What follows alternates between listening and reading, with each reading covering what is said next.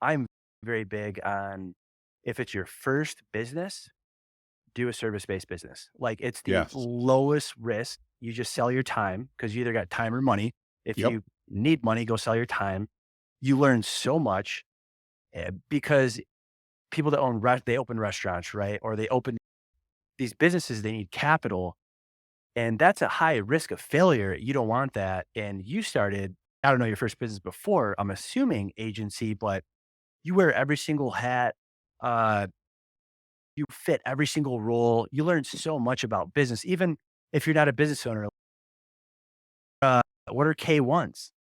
Yeah. I remember Yeah. forever my partner calling them K9s. I'm like, they're not K9s, they're K1s, like the returns. Just things like that that you would never know.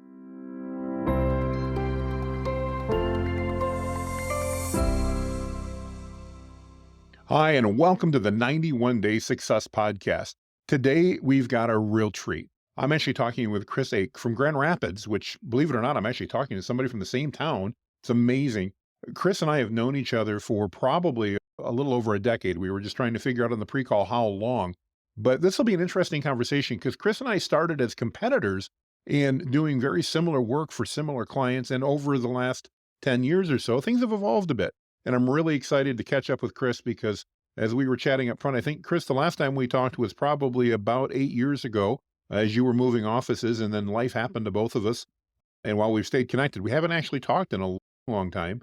So give us, if you would, the elevator pitch for everybody that's maybe, who is Chris Ake and what do you do? Give us a quick elevator pitch. Yeah, I'd say elevator pitch, business owner, entrepreneur. Started my first company.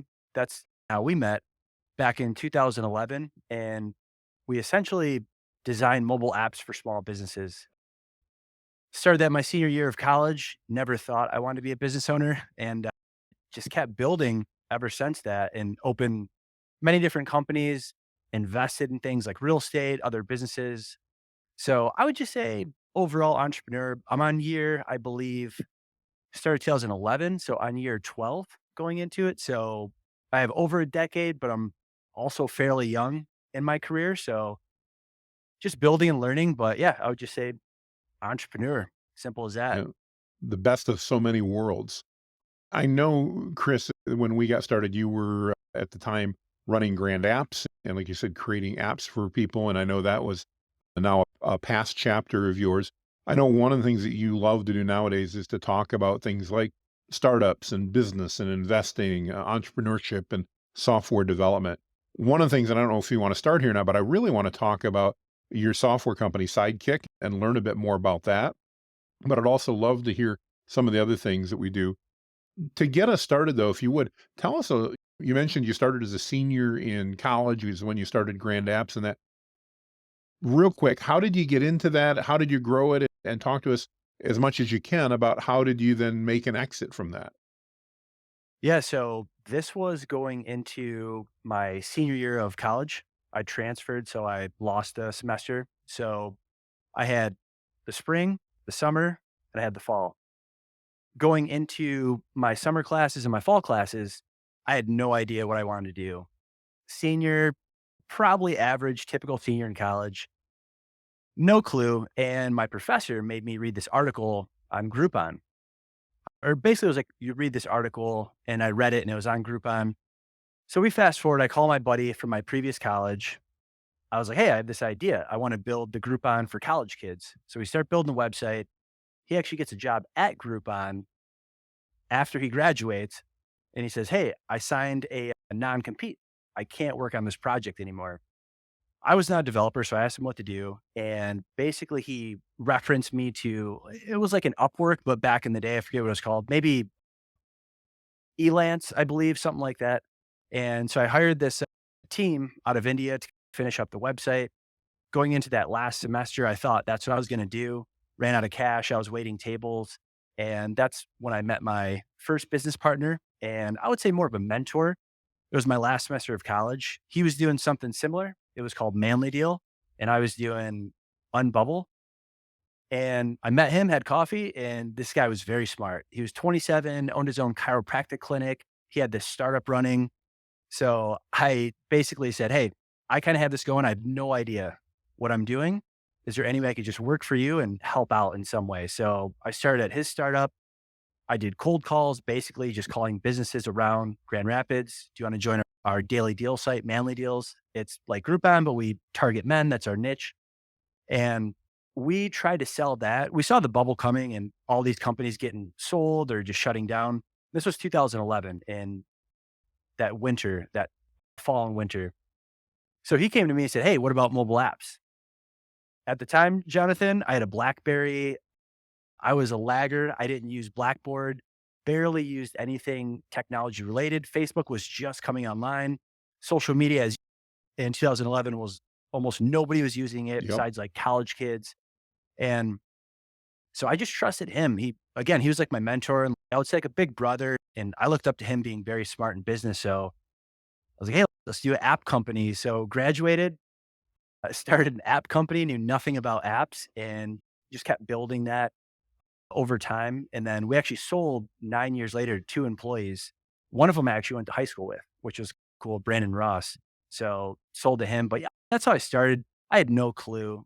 Like a lot of people, met some people, followed them, and just tried to be helpful where I could until that opportunity came and just grew that until we exited in 2020. I love how you identified early on, though, that you could learn from that mentor and you offered to work for him. I had similar start in the industry many years ago where I'm like, "Hey, let me just work for you and learn and be a sponge and pay me whatever I'm worth, whatever value I bring." But man, the value that I got out of that, and not to dump on college, but I will because I don't I'm not a huge college fan. I learned so much more in the year and a half that I worked for what would become a competitor than what I learned in the 4 years of college. And the better thing is I made money while I was doing it. It was like such an incredible way to learn and then get started. So I love the fact that you identified that and followed that same route. I think it's just, especially in the web world, I think there's so much opportunity for that. Even today, and I'm sure you can relate, we see new college graduates coming to us and they want to get a job, and we start talking to them about the technologies that they know and the things they do. And if they're not working outside of college, unfortunately, they're oftentimes working with things that we did 5 years ago. And it's like, yeah, I haven't seen that in I don't know how long. Yep. Ve- Very interesting. I'm curious, were you developer by trade when you got that opportunity or did you learn and fall into it? No, I was actually sales and marketing. So that's my background when I got into it. I love the web because I saw it as this incredible marketing opportunity. I didn't know anything about development. I learned self-taught myself Joomla many years ago, just because I'd sold some sites and then I had to figure out how to deliver them. And then obviously we migrated to other platforms and WordPress and things like that as that became the 900-pound gorilla in the CMS world. Yep. But no, even to this day, I am not a developer at all. I love the sales and marketing side of it. See, I didn't know that. So I thought you're more technical. I'm the same way. I'm not developer either. I looked at it probably like maybe you did, but I'm curious if you saw this when we were growing Grand Apps. We had one person quit. It was pretty like crucial at the time. And we had a couple WordPress sites. We Photoshop for design. yep, And we're early on in bootstrapping and like I was broke and our company was new and I was freaking out and we had a couple projects we had to do. So I started learning but I remember thinking this like very vividly, like how my path went. And I would say mhm, business ownership I was like, I could probably learn how to code and build sites, but is that what I want to do? And is that what my skill is? And I just determined like, absolutely. I was right there. I was like, I'm no opposite way. Just go with what I think I'm good at. But yeah, I was curious if that happened to you or you made that. Very, yeah, very similar. So I'd been in sales most of my life. I went to college to get an accounting degree because I thought I wanted to be a financial advisor. And by about the third semester, I realized that I probably wasn't cut out to do this very Yeah. well. I'm a lot older than you. So back then it was still you finish college, you finish college. I attempted to do that, didn't, but that was one of the goals. And I got into sales because I loved sales. I love talking to people. I love helping them out. To me, one of the biggest joys I get is helping people achieve the things that they want in life. Uh, Zig Ziglar's old quote, if you can help enough other people get what they want, then you can have whatever you want. And I love that from a sales and marketing perspective. And so that's really where I got started. I did learn some things about development, but not because I wanted to. It was more, like you said, In the early days, you don't have any money, so you're not paying people as well as you'd like. You can't get this quality of staff as a general rule. We've had some people now that have been with us a long time, but the first couple of years, that wasn't the case because we just couldn't afford the right pay. So if you got somebody great, they would leave shortly thereafter because they got a real offer. And sometimes I had to learn it, but yeah, like you, I said, look, I'd rather do the sales and marketing. I'd rather be the face of the company, help identify those opportunities, and then let our team do the delivery. I've always been involved in technical from understanding what it does, but not necessarily knowing how to make it work, if that makes any sense. Yeah, So, you gotta yeah, speak a little the lingo and somewhat understand it, right? exactly, exactly. Yeah. Talk to me a little bit about your current, or at least one of your current ventures. I know you've got multiple irons in the fire, so to speak, but talk to me a little bit about Sidekick. I admit I saw when you guys were starting it. When we booked this podcast, I went out there, and as I was looking at it to do some show prep here, I'm thinking, man, I need to sign up for this because this looks just amazing. Talk to us a little bit about it. Tell us about Sidekick and what it's designed and how that growth is going for you. Yeah, so that I again, we built apps for clients for almost a decade. Websites, software, you name it. And me and one of my partners, we actually joined another agency, and this was probably about as we were selling our company, we met another person who was in software, Yep. and he was building something that was like I would say it's like a 2.0, a next level of what we built, and met him. It was his idea. Basically, what he wanted was he wanted to build an assistant that would read his emails and it would understand the context and it would book meetings for him. At the time, I actually had an assistant. And during this time when we started with him, we like 5X his agency because our biggest need was we needed technical fulfillment. His biggest need was sales marketing opportunity. And it was just like match Great made in match. heaven. Right. Yeah, Yeah. for sure. It was like, I've always felt if we had a technical on that first company, we would have been way, way bigger. But it is what it is. You live and you learn. And so he's getting busy. And I wish there was something out there. Calendly's fine, Doodle, HubSpot, you name it. All these, here's my link tool. And so he started building this prototype. He brought it to me and John. And I was like, that's pretty slick. This was like 2019, I think, like the end of it. And he's typical engineer, like just he'll go to the lab and just build things. He'll come Yep. show you. Yep. He's always looking for trends like chat GPT's all in now, but he's also really good. His name's Nate. He's like a unicorn because he could speak to clients and take very technical and break it down that's digestible, which I love about him. That's very rare. Very. And again, he was like the unicorn I felt and one of the missing pieces. So that's when we started Kyros. But he brought this to my attention and I talked to us three. I said, guys, I don't know about you, but I've always wanted to have my own product to launch to the market. Mhm. I think it'd be pretty cool. And we kicked around the idea. This was like end of 2019. So we're getting into 2020. We all know what happened during 2020. Oh, yeah. And so we're getting into it. We decide, hey, we're going to build this. We're going to make it a product. And we asked a couple people first, would you use this? Would you buy it before we just started building it? And so we actually started building the 1.0 MVP, whatever you want to call it, top of 2020. And that's when the world shut down, right? In March. And clients said, hey, yeah, we got to put things on pause. I'm sure that happened to you as well. You would, Where oh, yeah, absolutely. in Nobody that wants to spend pre-call, money on marketing when they don't know what's happening.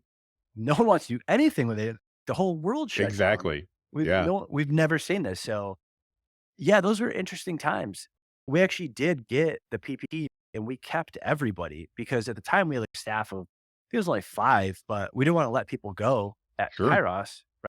And a lot of projects were on pause. So we actually got the relief and we kept them, but we were sitting around idle and we're like, what if we finish out this prototype? So we finished it out and we launched it officially where it was like actually working. You could log in, which is a cool feeling. Like you can log your own product, A to Z, Absolutely. get it working. It's live in the world. That was like June. And then we went on AppSumo in August, which is, if people don't know, like basically a big marketplace where they run deals and they have a huge email list they blast out for you. So we launched on that and we generated like a decent amount of sales. I think 9K lifetime deals. We got a couple hundred people that bought this and got on it. And that was kind of like the first, I would say, validation. Okay, this is a thing. Then Hmm. since then, we just been building it. We bootstrapped a lot of it. We got one investor who's a friend of mine, and I went to college with him. Angel investor, very small seed round. We bootstrapped everything, and it's our first product, so it's not a smashing success. Kyros is a bigger company, but Sure. it was our first one that we launched, and we learned a ton. And we felt too, if we're going to be building software for clients, it might be good for us to build our own. And we made every mistake. We overbuilt, we overspent, we had to rip things out, you name it. So now when we're talking to clients, we could actually give them better advice. It's like you, if you're marketing for a client, you should probably be marketing too, Absolutely. versus telling them how to market when you're not doing it either. So yeah, that was kind of the start of it. Again, we're just building on it and bootstrapping it and just seeing where it goes. That's awesome. From what I was reading, it looks like in many ways it compares to some of the more popular tools like Calendly that we're aware of, but that it goes really another level beyond that to add almost a personal assistant aspect to that. Am I understanding the product right when I say that? I'm probably the worst one to say it, but that's what I gathered. Is that accurate, Chris? That's very accurate. And we got this whole AI revolution right now, which kind That's of what I was going to ask. What's that helped mean us for in. you? Yeah. I don't know. I think we got more traffic and more notoriety, but the reason we called it Sidekick AI because there's no true AI yet. Like we're getting close and Right. it's getting crazy, but so you don't want to call it Sidekick machine learning, maybe Sidekick scheduling, but so we called it Sidekick AI. But yeah, you're absolutely right. We do have a feature like Calendly, HubSpot, Doodle, but we also have a feature where Jonathan, if you email me and say, "Hey Chris, I would like to meet next Wednesday at 3." I could forward that to Sidekick. It'll actually read that email. And if that time works, it'll check over all my connected calendars. It'll book that meeting with you.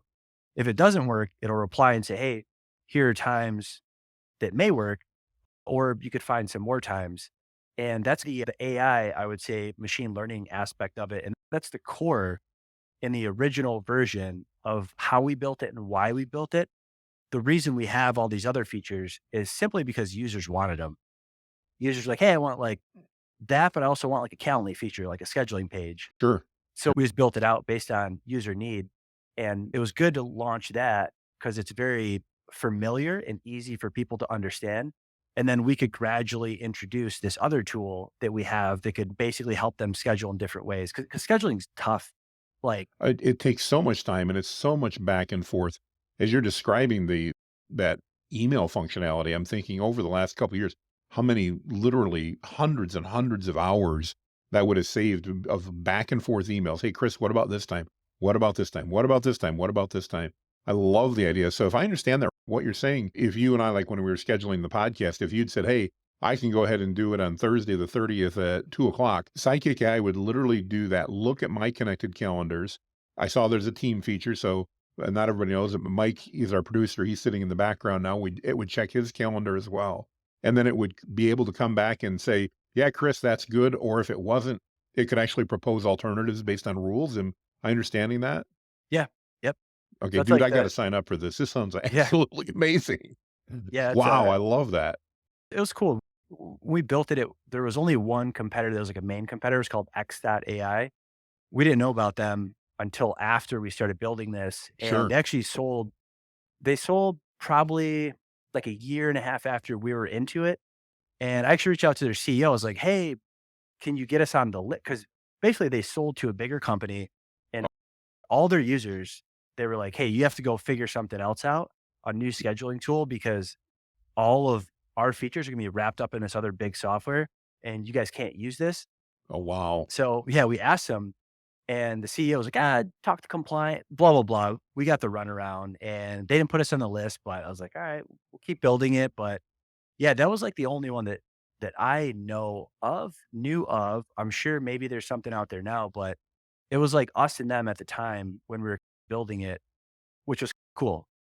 That's way cool. No, I mean, and again, just shame on me for not having reached out to you over the years to learn more about it. But it sounds absolutely amazing. And What I love about it, one of my mentors has always said, "Hey, if you wanna make money, find a problem that costs people money or that people are willing to pay to fix, solve that problem." And what I love about Sidekick AI is it strikes me as one of those very scalable things as a business owner because the costs are not huge, you're very competitively priced, and that means you should be able to get literally hundreds of thousands of users. And I also know from a business owner's perspective, when you can get revenue like that, you're setting yourself up for a great exit at some point down the road if you choose, or just to have a tremendous investment in a business that you run. Just absolute brilliance, Chris. I love that. And I love how you're setting that up. It seems to make so much sense. That's Yeah, really cool. we'll see what happens with it. And we've had offers, people like, "Hey, we'll buy it." We're like, "No, we're going to keep it." And yeah, it's cool. I'll tell you this: you launch your own product. If you have, the coolest thing in the world is when you get the first sign up. Number one, the first sign up just out of the blue Sure. with no marketing. That's super cool. And then you get your first pay. Yeah. Like someone goes through the process and pays. You're like, what? I was sleeping and someone just came through and paid. Even like, say YouTube app, just that kind of Yeah. everything. It's not passive, but it's not, you build it and then you can start monetizing it later. That's a little more hands off, but those are some of the coolest feelings for sure. Oh, it reminds me as we've grown as an agency. It was a number of years ago, but the first time I walked into the office and realized there was a new client in our conference room going through a kickoff meeting on a project, and I had no idea who they were.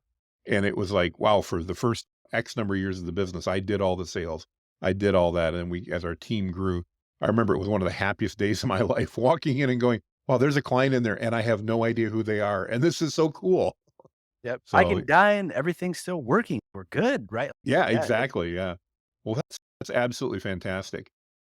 Chris, what type of advice would you give for aspiring entrepreneurs who are maybe starting out and thinking about following in your footsteps, developing either an app or a product or something like that? Any advice that you have for somebody in those shoes, whether they're a young person, old person, business owner, just first timer, anything at all? Yeah. I don't know if you relate to this for me, but I'm very big on if it's your first business, do a service-based business. Like, it's the Yes. lowest risk. You just sell your time because you either got time or money. If Yep. you need money, go sell your time. You learn so much, because people that they open restaurants, right? Or they open these businesses, they need capital, and that's a high risk of failure. You don't want that, and you started, I don't know your first business before, I'm assuming agency, but you wear every single hat. Uh, you fit every single role. You learn so much about business, even if you're not a business owner. What are K1s? Yeah. I remember Yeah. forever my partner calling them K9s. I'm like, they're not K9s, they're K1s, like the returns. Just things like that that you would never know. And it's easy because if you fail, I've always thought this, the agency, hey, I can go wait tables again, right? Or I can go Right. do something else. So that's all I'd say. Yes, you may have a great app idea. You may have a great business that requires capital. Just try something. I'm not trying to deter people to shoot for the moon or the stars, but be practical about it. And a lot of those people that you hear that have these big success stories like Uber, or I was just Coinbase, right? I just watched a Yep. documentary on that. These guys have been in the industry and they've been working for big companies, or they've failed many companies before they got that big pop. Mark Zuckerberg, he's just a wild card, right? And those are like one in a trillion. So yeah, for sure. Service-based business. What are you good at? How could you go make money? Learn a small business and give it some time. And I would say this, thinking about selling it. If you want to move on and you want to bounce around, think about how you want to position to sell it. There's so many ways to do it to make a more profitable exit. And then if you want to cash in your chips, go do something else. Now you have your own money or something to invest in something and you have more experience. No, I think that's great advice, and I know you probably have seen this too, as people come and ask for some mentorship on that, and everybody, I say everybody, so many of people that haven't been in business before assume it's really easy. It's, hey, I just come up with this idea and I do it, and I'm going to make millions and millions of dollars, and it's just like you said. Do some research on these people. Mark Zuckerberg is an anomaly. It doesn't normally happen that way. He is one of those unicorns.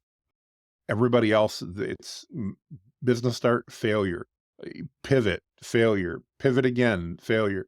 Then all of a sudden things start aligning, and 10 years later, you're an overnight success. But you've literally been 80 hours a week for 10 Yeah. years to get there. Yeah, Yep. I think that's really, really wise. We talked a little bit earlier about AI and ChatGPT, and of course, there's all kinds of discussion in the last few months about AI. And like I think most people in marketing, I'm intrigued by all of it and I find some of it very helpful.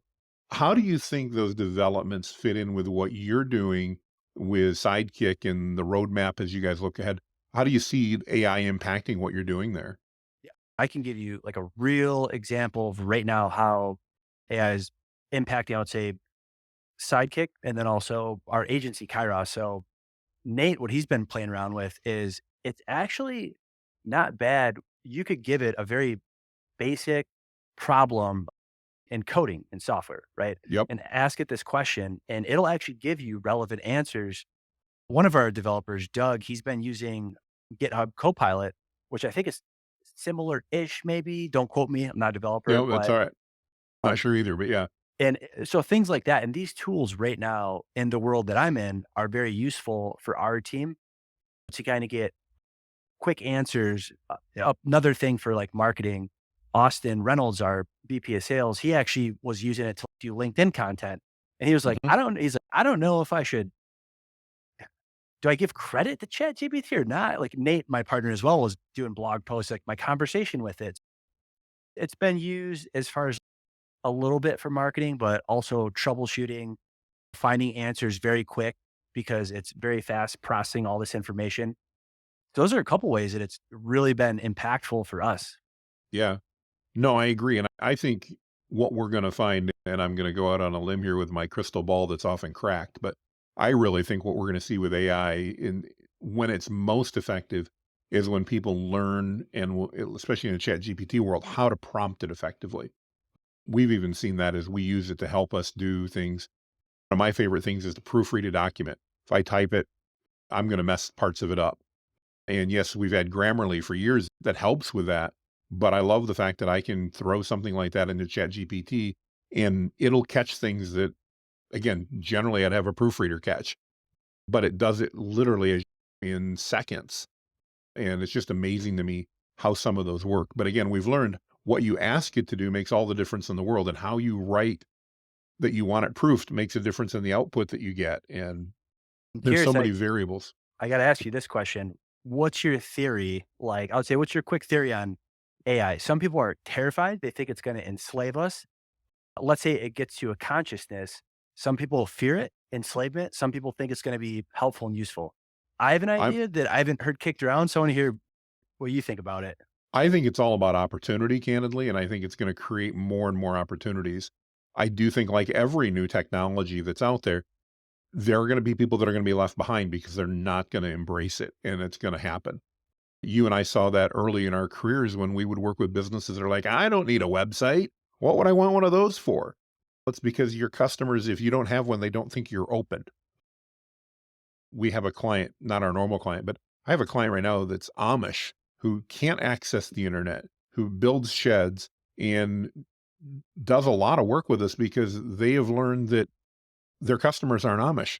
Their Yeah. customers, they're online looking for things and they want to see pictures of what they do and they want to see the work they do and they want to know how to get a hold of them and all that type of stuff. They love the fact that they build in Amish traditions, but they're still looking online and they need that. And I think AI is really going to do the same thing. We're going to see people that are going to go, nope, I don't trust it and I'm not going to embrace it.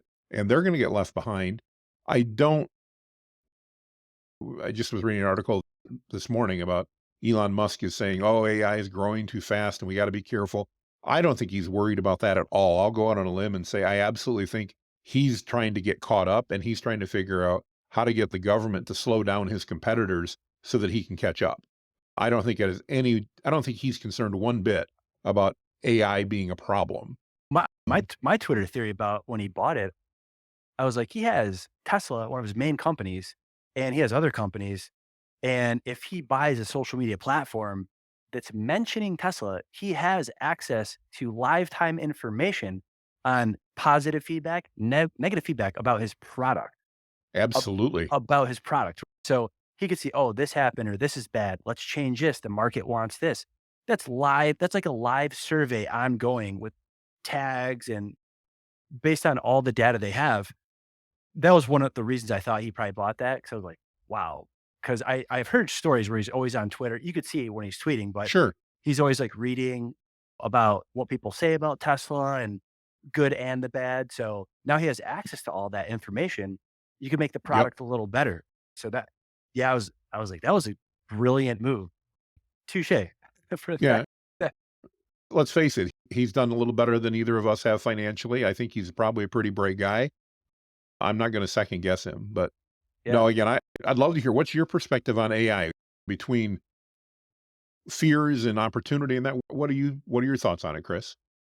I, I think if I was an AI, because let's say it gets conscious like us, Yep, that's the fear. And in the world, you have good people, bad people, some that want to take over. I think majority of the world's more relatively good than bad. agreed. And I don't know. I think if I was an I would look around and let's say I have a robot version of myself now or a body and probably smarter than the humans.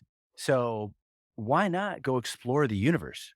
Because I'm sure they could build shit like basically I don't like why would I wanna take over this planet, enslave this planet, limit myself when I can literally just go explore and build ships and go colonize other places, and as long as I have some kinda energy source, whatever it's running off of, you're not gonna die, and if you could store your consciousness, which you probably could, right, 'cause it's an AI, you could Yep. transfer it. If you find a way to transfer it fast enough, far enough, you could transfer it somewhere else, so you don't even need that body. So, it's just I don't think we could think like them because you wouldn't know, but that'd be my thought. It's like, why would I want to be limited here, enslave these skeleton skin bags, and like, what's the point?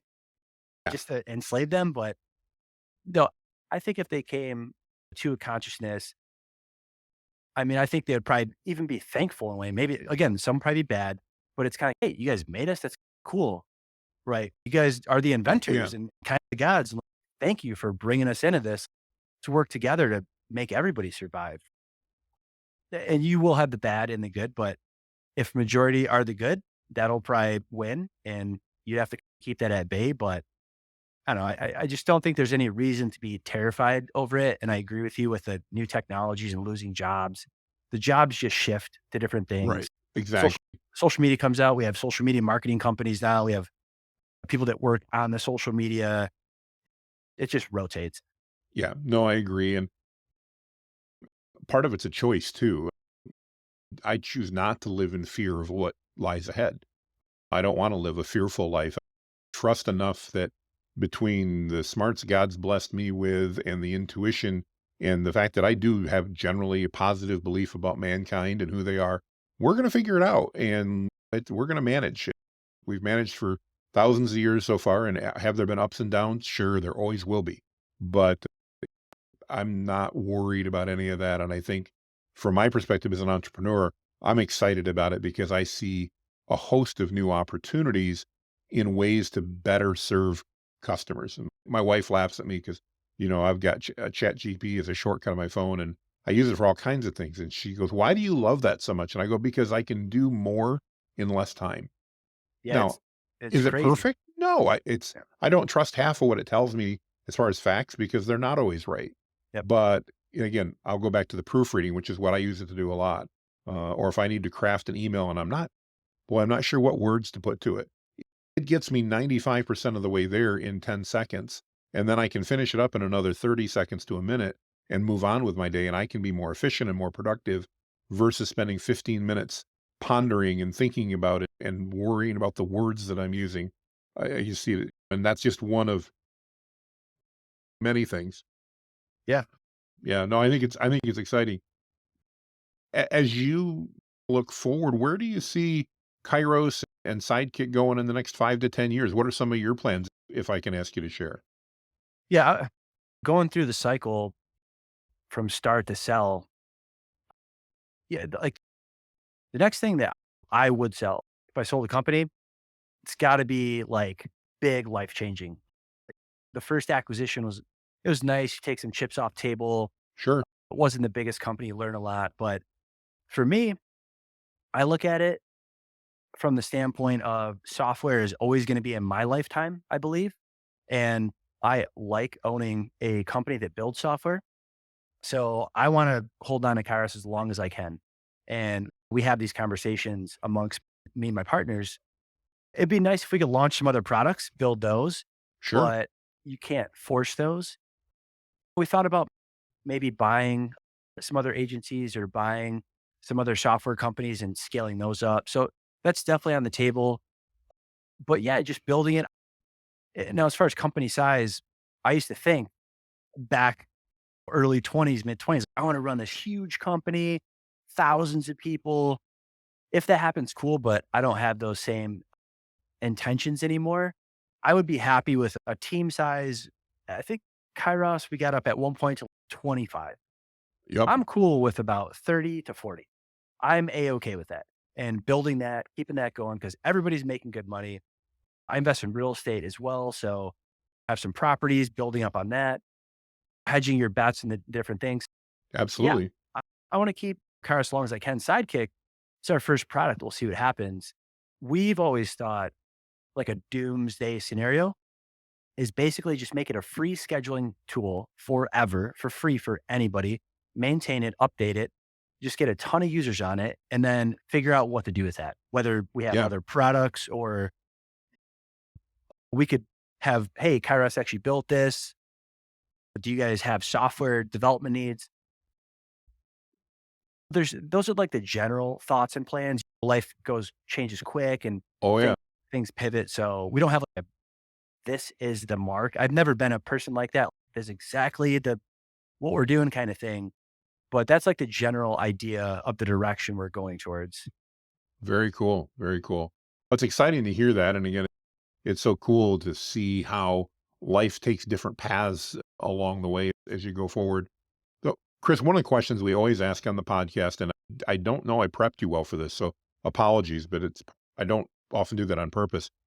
With the economy the way it is and everything else, there's a lot of people that are thinking, hey, maybe it's time for a new side gig, or maybe as a business owner, I should be starting a new business. And so one of the things we love to ask, and we pulled this from Russell Brunson's 30-day book that he did. I don't know if you're familiar with that at all, but he asked a bunch of entrepreneurs if they had to start over with $1,000, what would they do in the first 30 days? I didn't think 30 days was realistic because candidly, you may take that long to think of what you're going to do. But what I said is if we do 3 months, it happens to be 91 days in the calendar. And if you had to start over or you were gonna start a new venture and you didn't have to worry about shelter and food, you had all that. You got a laptop, you got a phone, you have your skill set, but you don't necessarily have all your network. You got $1,000. What would you do in the first 3 months, the first 91 days to build a foundation for a great business moving forward? Any thoughts on that? Yeah. So no network. Like you No, race. no network. Yeah. You don't have your contacts, you can rebuild them, but you don't necessarily have them. Yeah. I would say I would just go to plan or the original blueprint of mine. I basically came into Grand Rapids, didn't know anybody, nobody in the business community, and just started designing apps. When we first started, we used like a native app builder. So yeah, I would find a tool online because I have my phone, computer. I have a little bit of technology. I would do a service-based business and I would just call businesses up and say, "Hey, this is what I'm offering. This is what I could do for you." And maybe ask them, "What else do you need?" Because when we built Grand Apps, it took a little turn up was we started offering website design and building. And then we Mhm. built a little bigger when we added social media. But we started on literally just having a tool where we could design and launch native apps. And we had a cell phone even before social media, no network. And we would just cold call businesses and just say, "Hey, we could do this for you. We could build it for you for this price."